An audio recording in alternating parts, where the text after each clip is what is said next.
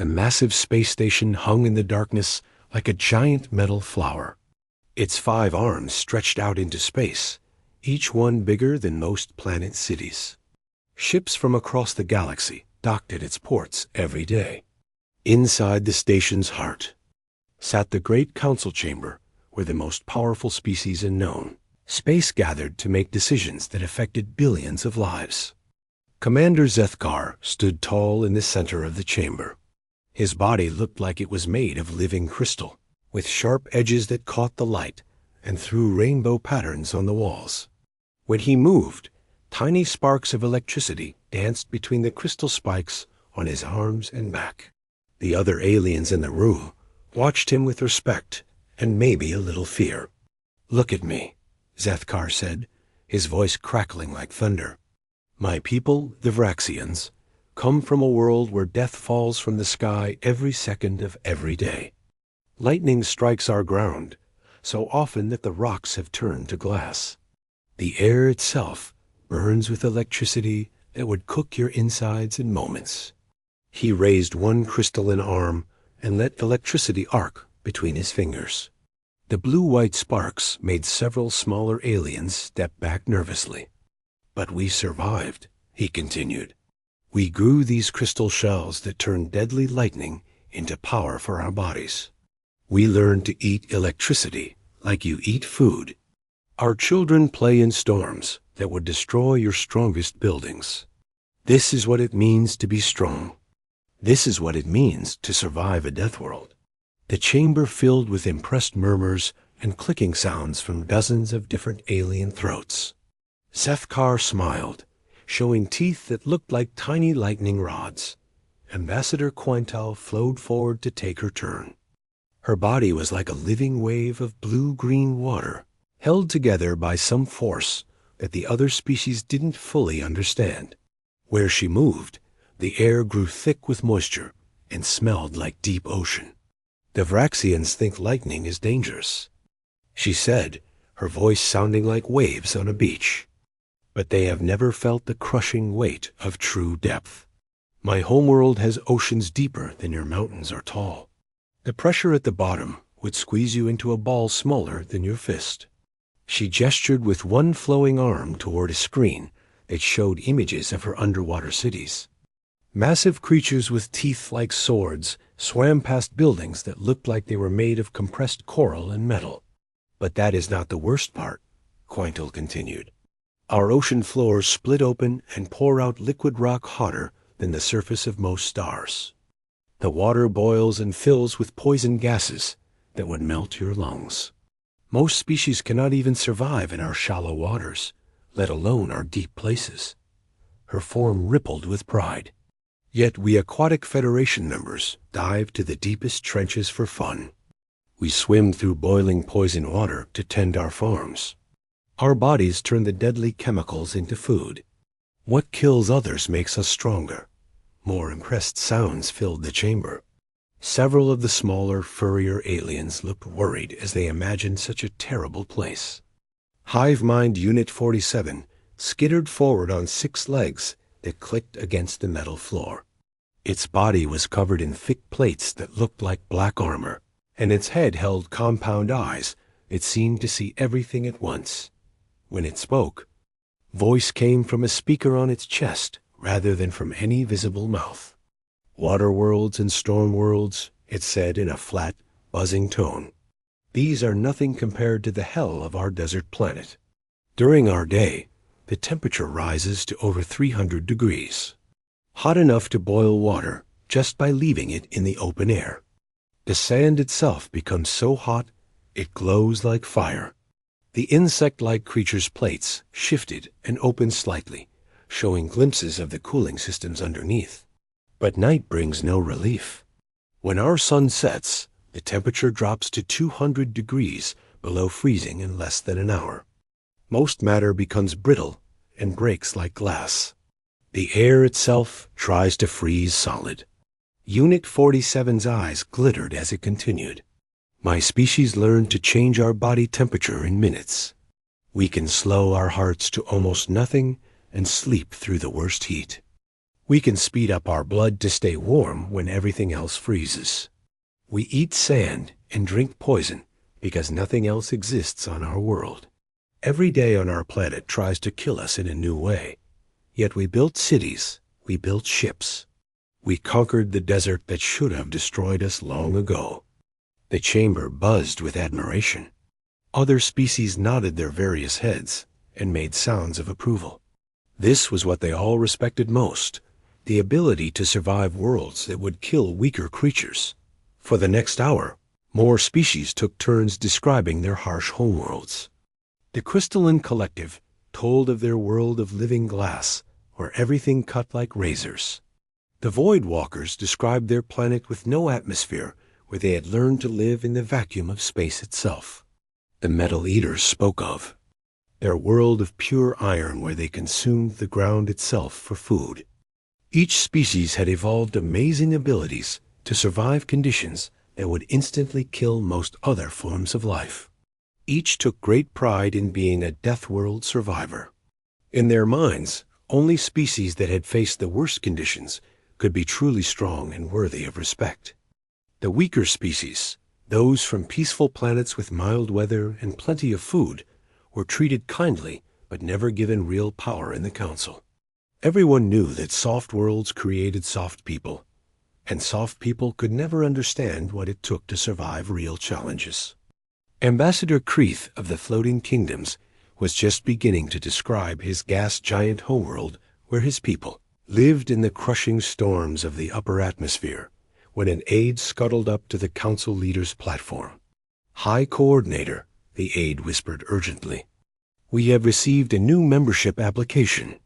High Coordinator Veltar, whose own species came from a world of pure acid rain, looked mildly interested. New applications were common enough. Most were from peaceful species who wanted protection or trade opportunities. "What species?" Veltar asked. "They call themselves humans," the aide replied. "From a planet they name Earth or Terra. The application is complete, but the biological data seems ordinary." Veltar waved a tentacle dismissively. "Another garden world species, no doubt. File the application for standard review. We will process them after the current session." Around the chamber, a few aliens perked up their ears or turned their eyes toward the conversation, but most quickly lost interest. Another soft species from another easy world. They had seen thousands of them over the years. "Schedule their arrival for next cycle," Veltar continued. "Give them the standard diplomatic greeting and prepare the usual orientation materials for peaceful species." The aide nodded and scurried away.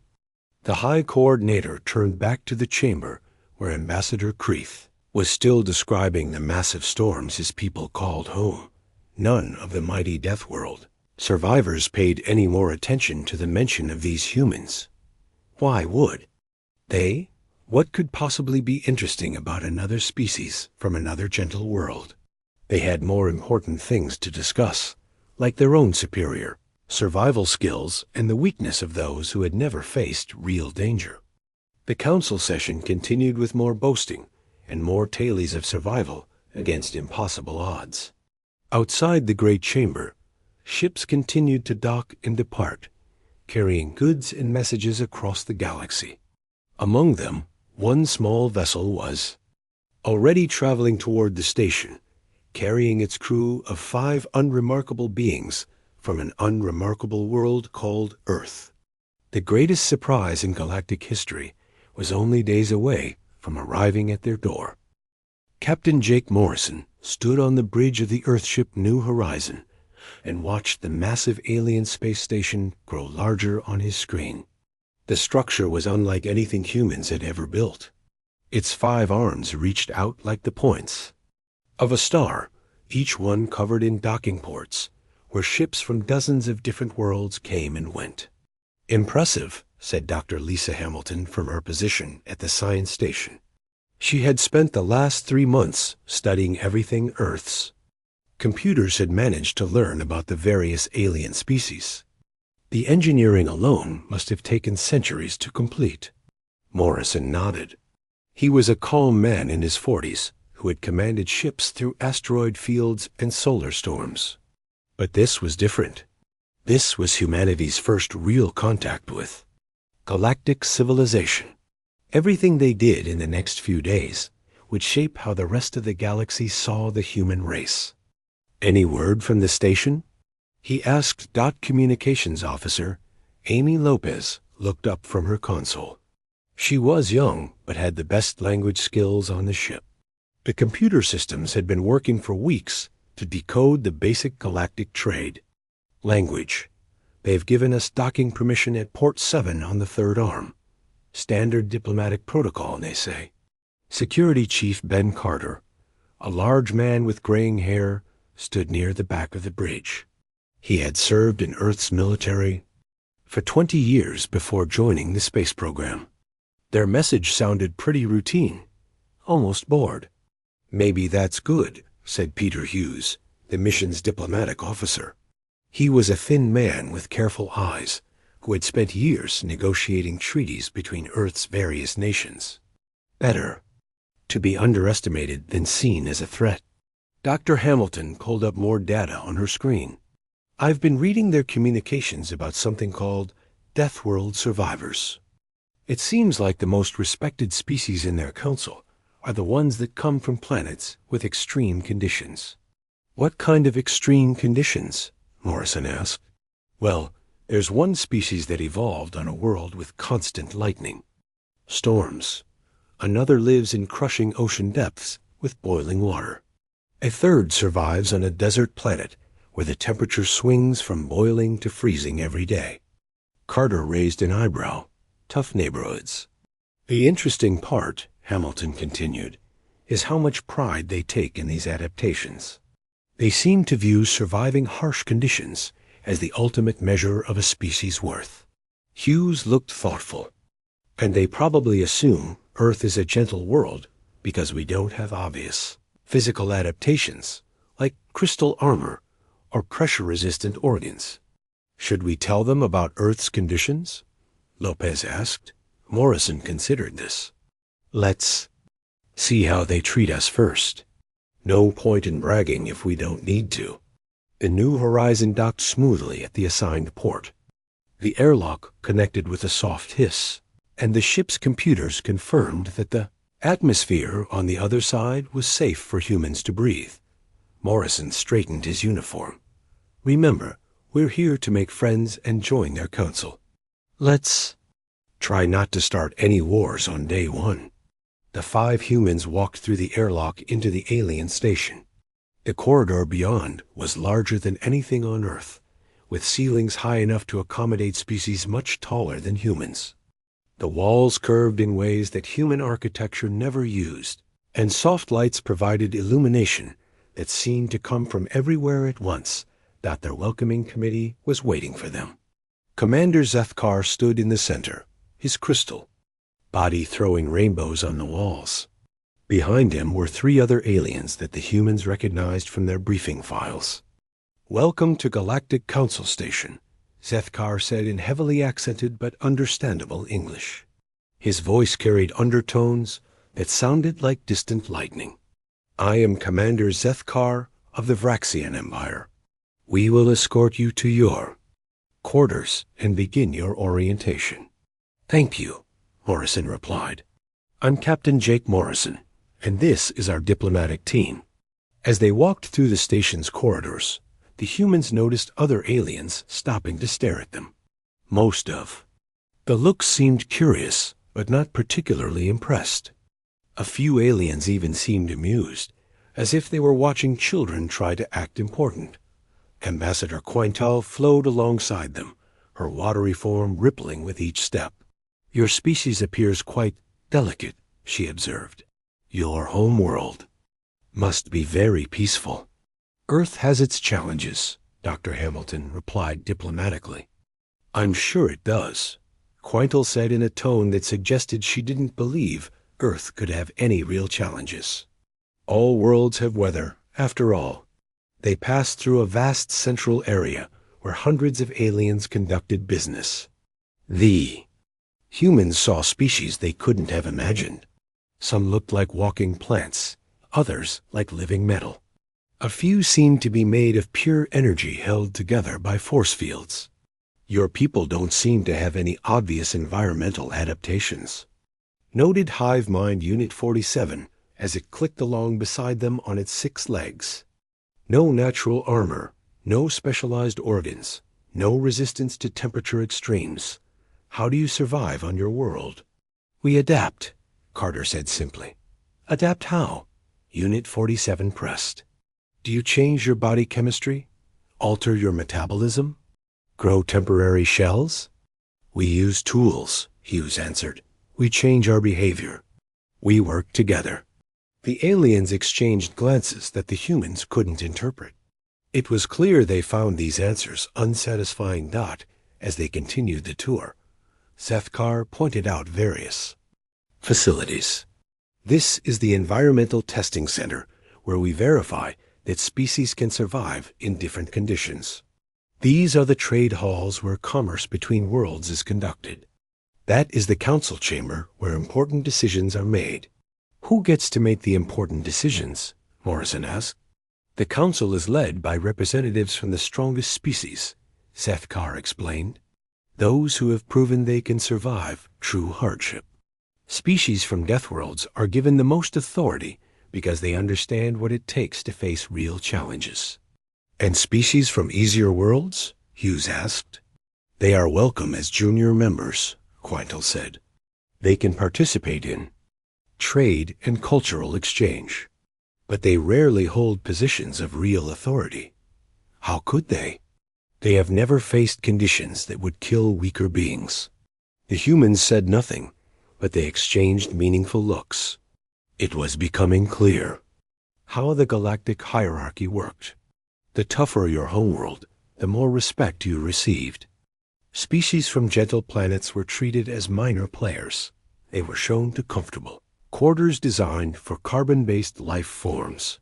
The rooms were larger than necessary for humans, with beds that could accommodate much bigger creatures.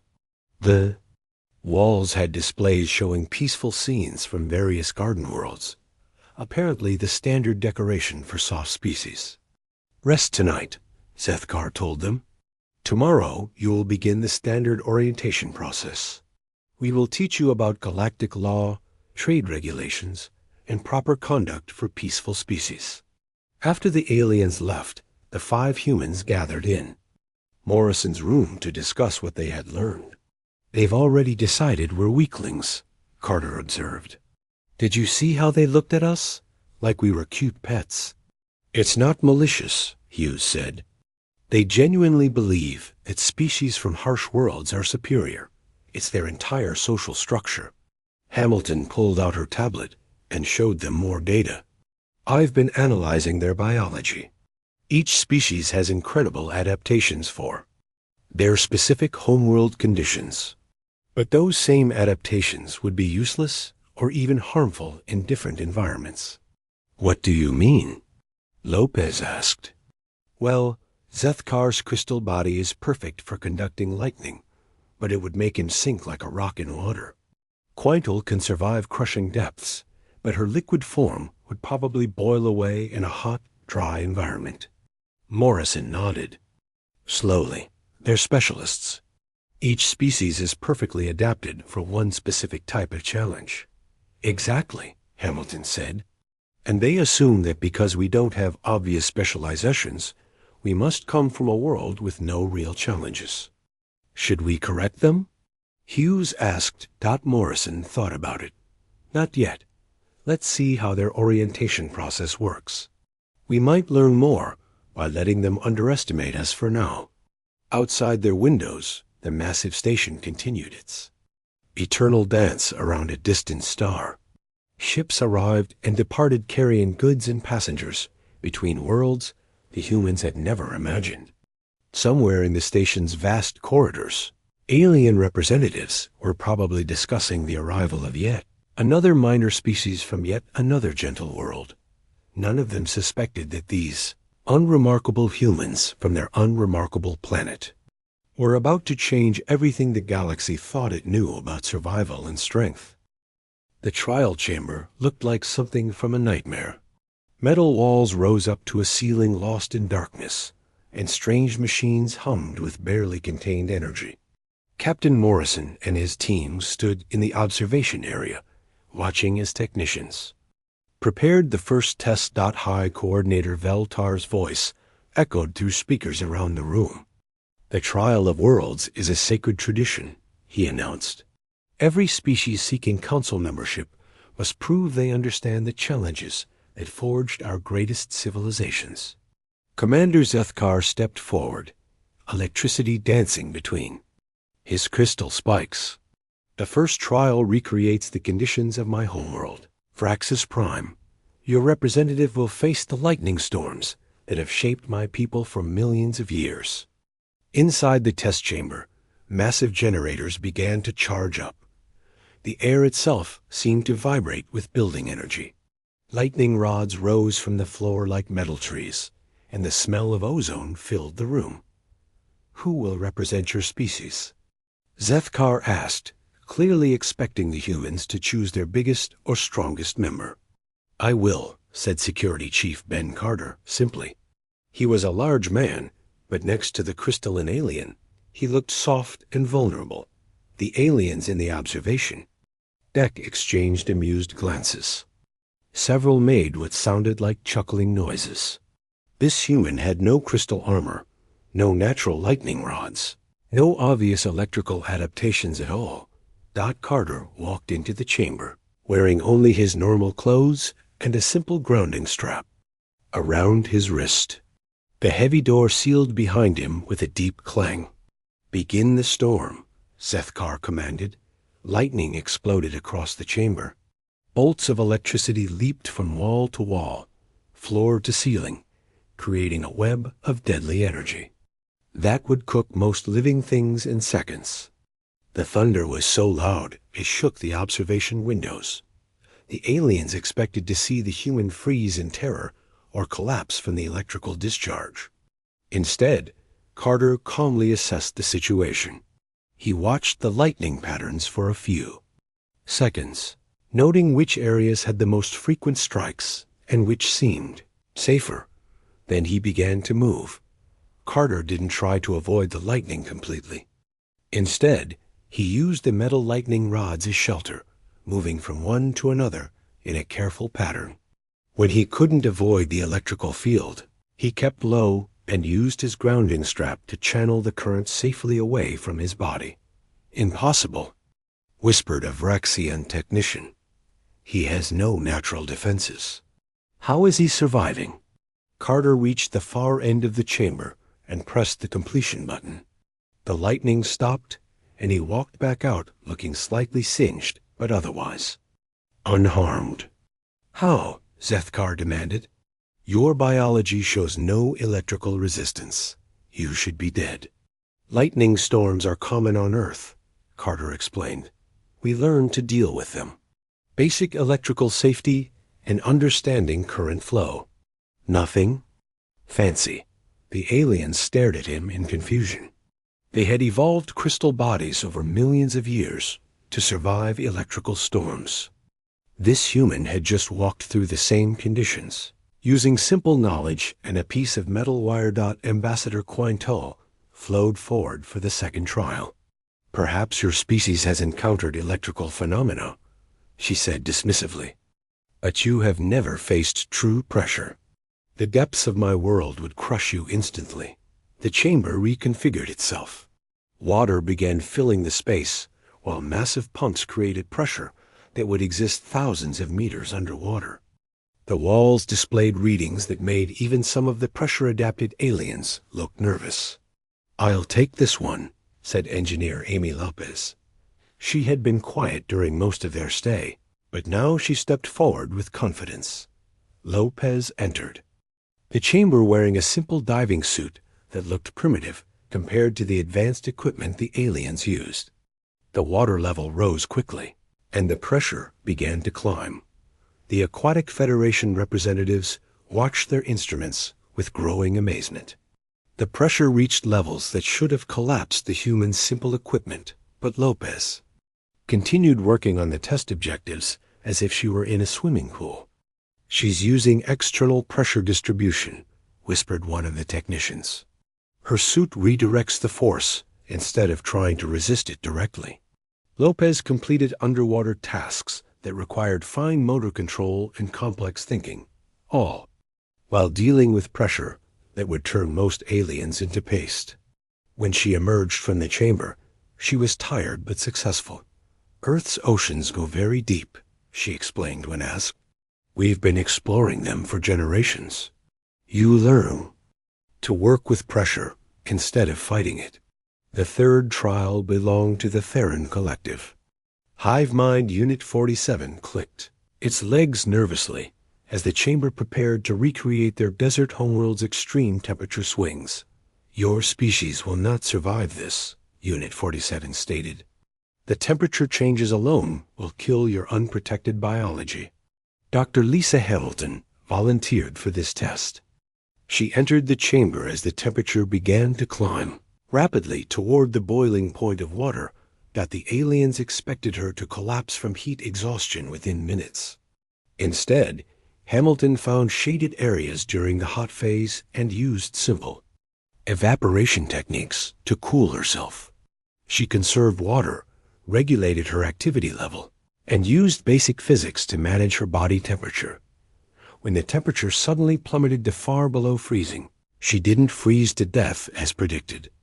She found ways to generate body heat through movement, created insulation from materials in the test chamber, and used metabolic techniques to maintain core temperature. How is this possible? Unit 47 buzzed frantically. She has no temperature regulation organs, no specialized metabolism. Earth has deserts and polar regions, Hamilton explained after completing the trial. Humans have lived in both for thousands of years. We learned to adapt our behavior and use tools to survive temperature extremes. Trial after trial continued. Each alien species presented their ultimate survival challenge, and each time a human passed the test using methods that baffled the observers. Peter Hughes survived in a vacuum environment by using basic knowledge of pressure suits and breathing techniques. Morrison himself completed a trial involving toxic gases by using simple filtration methods and understanding of chemistry. The aliens grew more agitated with each success. These humans weren't failing as expected, but they also weren't using any obvious biological advantages. They seemed to be succeeding through learned behavior and primitive-looking technology. "This makes no sense," Zethkar said to the other council members during a break between trials. "They have no specialized adaptations. Their equipment is crude. Their bodies are soft and vulnerable. Yet they keep succeeding." "Perhaps their homeworld is more dangerous than they admitted," suggested Quintal. "They must have evolved some hidden advantages." "No," said Unit 47, studying the biological scans. "They are exactly what they appear to be. Unspecialized, fragile, baseline creatures. But somehow they handle extreme conditions, as well as species that evolved specifically for those conditions." High Coordinator Veltar observed the trials with growing confusion. In thousands of years of council history, they had never seen anything like this. Species either had the biological adaptations needed to survive extreme conditions, or they failed quickly and obviously. These humans were different. They succeeded not through superior biology, but through something else entirely. Something the council had never encountered before. "Prepare the final trial," Veltar commanded. "We need to understand what we're dealing with." The humans gathered together as the chamber prepared for one last test.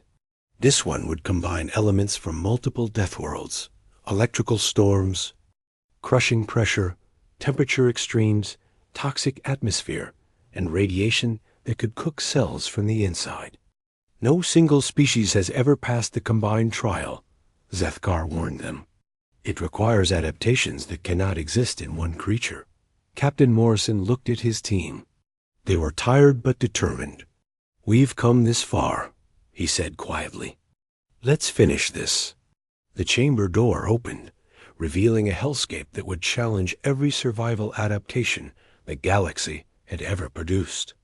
The humans looked at the deadly environment and began to plan their approach, using skills and knowledge that the watching aliens still didn't understand. They were about to discover that Earth had taught its children something more valuable than any biological adaptation: the ability to think their way through any challenge the universe could present. The combined trial chamber had become a vision of hell. Lightning crackled through poisonous mist, while crushing pressure tried to squeeze everything flat. The temperature swung wildly from burning hot to freezing cold every few minutes. Radiation. Counters clicked frantically as invisible death filled the air. Captain Morrison and his team stood together in the center of the chaos, calmly discussing their strategy like they were planning a picnic. The watching aliens could barely believe what they were seeing. "Amy, can you handle the pressure systems?" Morrison asked over the roar of artificial storms. "Already on it," Lopez replied, adjusting valves on equipment she had improvised from. "Chamber materials. Ben, I need you to ground the electrical field over there." "Got it," Carter said, using metal debris to create a safe path through the lightning. Dr. Hamilton monitored radiation levels with a simple detector while Hughes worked on filtering the toxic air using basic chemistry principles. They moved like a team that had worked together for years, each person covering the other's weaknesses. One by one, they completed the impossible tasks required by the trial. When the chamber finally powered down and the doors opened, all 5 humans walked out. Tired but alive, the council chamber fell into complete silence. For several long minutes, no one spoke. The greatest survival experts in the galaxy stared at 5 beings who should have died horribly, but instead had succeeded where no single species ever had before. High Coordinator Valtar was the first to find his voice. "This is impossible," he said slowly. "No species can survive all those conditions. Each one requires specific biological adaptations that cannot exist together in one creature." "We want to know about your homeworld," Commander Zethkar demanded, his crystal body sparking with agitation. "You must come from a Deathworld more extreme than any we have encountered. What conditions created such impossible adaptability?" The 5 humans looked at each other. They had discussed this moment during their preparation, knowing that eventually they would have to explain Earth to beings who saw survival in completely different terms. Diplomat Peter Hughes stepped forward to address the council. "Our planet is called Earth," he began. "It orbits a yellow star at a distance that keeps most of our surface at moderate temperatures. We have liquid water, breathable atmosphere, and reasonable gravity." The aliens murmured among themselves. This sounded like a standard garden world, not a death world at all. "Our atmosphere is about 21% oxygen," Hughes continued, "which supports fire and rapid oxidation. We have weather patterns that include storms, but they're not constant like on Vraxis Prime. We have oceans that reach significant depths, but most of our world is dry land." Commander Zethkar looked confused. "These sound like mild conditions. Where are the extreme challenges that forced your evolution?" Dr. Hamilton took over the explanation. "Earth doesn't have one extreme environment," she said. "It has all of them, often right next to each other." She activated a portable display that showed images of Earth's surface. "Here you can see our Arctic regions where temperatures stay far below freezing for months at a time. But just a few thousand kilometers away, we have deserts where the heat can kill you in hours without protection." The images changed to show more of Earth's variety. "We have mountain ranges where the air is too thin to breathe properly. We have tropical regions where the humidity and heat create conditions that would overwhelm most cooling systems. We have volcanic zones where the ground itself can melt your feet." More pictures flowed across the screen. "Our oceans contain creatures that inject deadly poisons," generate electrical fields, or simply eat anything they encounter. Our land has predators that hunt in packs, snakes that kill with a single bite, and insects that carry diseases fatal to larger creatures. The council members began to look more interested. These sounded like real dangers. But that's not the worst part, Hamilton continued. All of these conditions can change rapidly. A peaceful day can become a deadly storm in hours. A safe area can be flooded, burned by lava, shaken by earthquakes, or struck by objects from space. Engineer Lopez added her own observations. Every human settlement has to be prepared for multiple types of disasters. Floods, fires, earthquakes, storms, droughts, disease outbreaks, and predator attacks, sometimes several at once. We never knew which challenge we would face next, security. Chief Carter explained. So we couldn't evolve specialized biology for just one threat. We had to develop the ability to handle whatever came at us. Ambassador Quintal flowed forward, her watery form rippling with confusion. But how do you survive without proper adaptations? My people spent millions of years developing pressure-resistant organs. We developed something different, Captain Morrison said. We learned to make tools. We learned to change our behavior. We learned to work together to solve problems we had never seen before. Dr. Hamilton pulled up more data. Every other species. We've met evolved to handle one specific type of extreme environment perfectly. You became specialists. But Earth forced us to become generalists. What does that mean? Asked Hive Mind Unit 47. It means we're not the best at surviving any single condition, Hughes explained. Commander Zethkar's people will always be better than us in electrical storms. Ambassador Quintal's species will always be superior. In deep water, Unit 47's collective will always handle temperature extremes better than individual humans. Then how did you pass our trials? Zethkar demanded. Morrison smiled. Because we learned to be good enough at everything. We can't survive in electrical storms as well as Vraxians, but we can survive them well enough to get the job done. We can't handle pressure like the Aquatic Federation, but we can work in high-pressure environments when we need to. More importantly, Dr. Hamilton added, we can adapt to conditions we've never encountered before. You're all perfect for your specific homeworlds, but you struggle when you face different challenges. We're adequate for any world, and we can learn to be better. Amy Lopez gestured toward the trial chamber. Everything we just survived, we figured. Out on the spot. We'd never faced that exact combination of conditions before, but we understood the principles involved. We applied what we knew and worked together to handle what we didn't know. The implications began to sink in among the council members. These humans weren't just another Deathworld species with unusual adaptations. They represented something completely different. Your homeworld taught you to expect change, observed High Coordinator Veltar slowly. It taught you that the best survival strategy is flexibility rather than specialization. Exactly, said Peter Hughes. Earth never let us get comfortable. It never let us become too specialized for one set of conditions. Every generation had to deal with new challenges. Ben Carter crossed his arms. The result is that humans can go almost anywhere and figure out how to survive. We might not be the best at any specific environment, but we can handle every environment. The council chamber buzzed with quiet conversations as aliens discussed this revelation among themselves. They were beginning to understand that they had encountered something unprecedented in galactic history. Commander Zethkar's crystals dimmed as he processed this information. You're saying that your lack of specialization is actually an advantage? In a galaxy full of different worlds with different challenges? Morrison nodded. Yes, we think it might be the biggest advantage of all. The aliens stared at the 5 humans with new understanding. These weren't weaklings from a gentle world. They were something potentially more dangerous and valuable than Any specialist species. Generalists. Who could adapt to anything the universe might throw at them?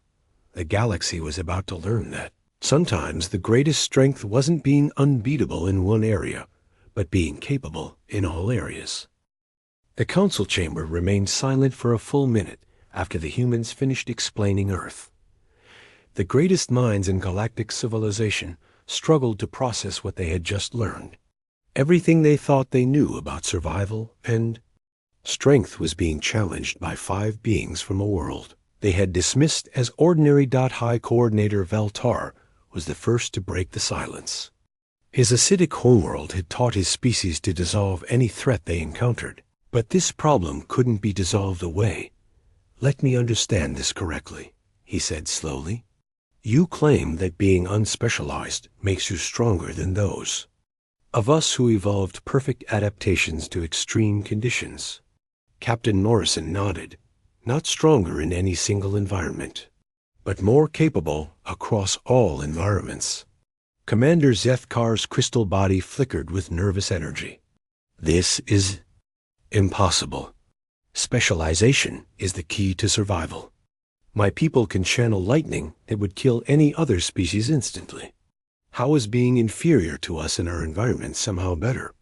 Dr. Hamilton stepped forward with her data pad. "Because you can only do that in electrical environments. What happens when you encounter crushing water pressure like Ambassador Quintal's world?" Zethkar's crystals dimmed. I would sink. My body is too dense for water." "And what happens to Ambassador Quintal in your electrical storms?" The watery alien rippled uncomfortably. "The electricity would disperse my molecular bonds. I would cease to be coherent." "Exactly," Hamilton said. "Each of you is perfect for your own world and helpless everywhere else. You've gained incredible abilities, but you've also gained incredible weaknesses." Security Chief Ben Carter walked over to stand near the alien representatives. "We humans aren't the best at anything, but we're decent at everything." He pointed to Zethkar. "I can't channel lightning like you can, but I can survive in your electrical storms using simple tools and knowledge." He gestured to Quintal.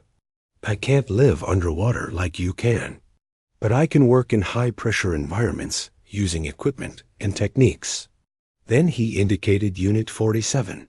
"I can't regulate my body temperature like your species, but I can survive extreme heat and cold by changing my behavior and using basic technology."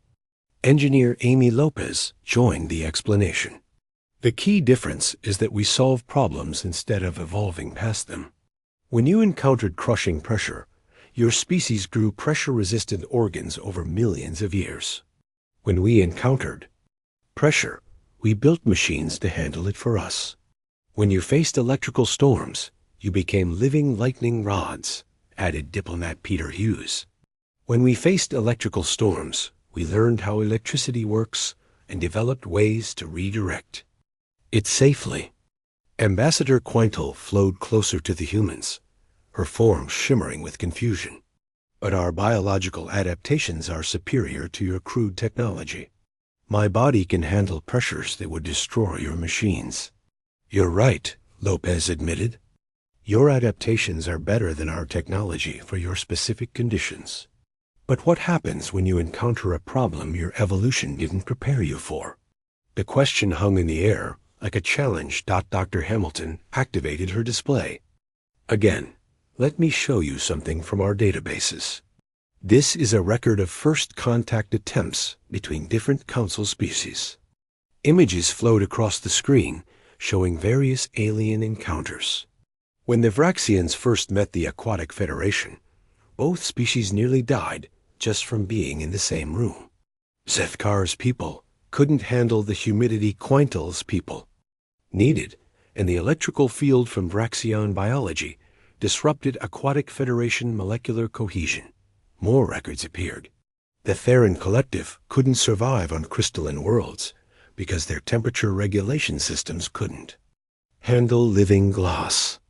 The Metal Eaters couldn't visit Voidwalker space because they needed gravity to properly digest their mineral diet. Every species in this council, Hamilton continued, requires artificial environments when they leave their homeworld. You need life support systems, environmental suits, and carefully controlled habitats. Captain Morrison took over the presentation. Now let me show you something else. These are records from our trials today. A display showed footage of each human completing the various challenges. We survived Vraxian electrical storms without becoming electrical beings. We handled aquatic Federation pressure without becoming liquid. We endured Theran temperature swings without developing specialized organs. How? Demanded Unit 47, its compound eyes focusing intently on the humans. Because Earth taught us the most important lesson in the universe, Morrison said. The universe doesn't care about your specializations. It will always find new ways to try to kill you. The species that survive longest aren't the ones that become perfect for one challenge. They're the ones that can handle any challenge. Peter Hughes stepped forward to address the council directly. Every species here talks about being Deathworld. Survivors. But you're only survivors of your specific Deathworld. If you had evolved on each other's planets, most of you would have gone extinct. The implications began to dawn on the alien representatives. They looked at each other with new understanding of their own limitations. We humans, Hughes continued, could have survived on any of your worlds. Not easily and not perfectly, but we could have made it work. We could have learned to handle the electrical storms, the crushing depths, the temperature extremes, and everything else. Amy Lopez walked over to the trial chamber controls. More importantly, we can learn to handle challenges none of us have ever seen before. Put us on a world with conditions unlike anything in this galaxy, and we'll figure out how to survive there too. Dr. Hamilton nodded. That's the real human advantage. We're not adapted for any specific environment. We're adapted for adaptation itself. The alien council members began talking among themselves in low, urgent voices. The conversations were taking place in dozens of different languages, but the tone was universal. Confusion, concern, and growing respect. High Coordinator Veltar raised a tentacle for silence. You're suggesting that our greatest strength, our perfect adaptation to extreme conditions, is actually a weakness when viewed from a galactic perspective. Not a weakness, Morrison corrected. A limitation. You're incredibly strong, but only in specific circumstances. We're moderately strong, but in all circumstances. Commander Zethkar dimmed his electrical display as he processed this. And in a galaxy with thousands of different worlds, generalists have advantages that specialists don't. Ben Carter finished. Ambassador Quintal rippled thoughtfully. This explains how you passed trials designed to be impossible for any single species. You weren't using superior biology. You were using superior adaptability. Exactly, said Dr. Hamilton. We can't out-specialize the specialists. But we can out-adapt everyone? Unit 47 clicked its legs nervously. What does this mean for the Council? For our civilization? Captain Morrison looked around the chamber at dozens of species who had spent their entire history believing that biological specialization was the ultimate measure of survival capability. It means, he said quietly, that maybe the galaxy has been measuring strength by the wrong standards. Maybe the question isn't how well you survive in impossible conditions. Maybe the question is how many different impossible conditions you can learn to survive. The chamber fell silent again as the implications sank in. These humans weren't just another species seeking council membership. They represented a completely different approach to survival that might be superior to everything the galaxy had developed.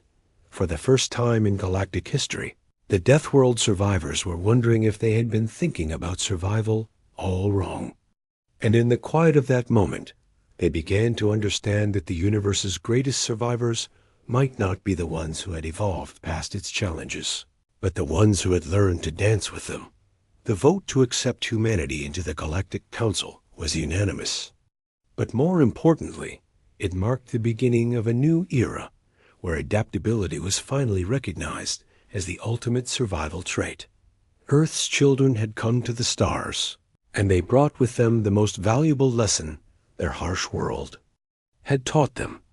In a universe of infinite challenges, the ability to adapt was worth more than any specialized advantage.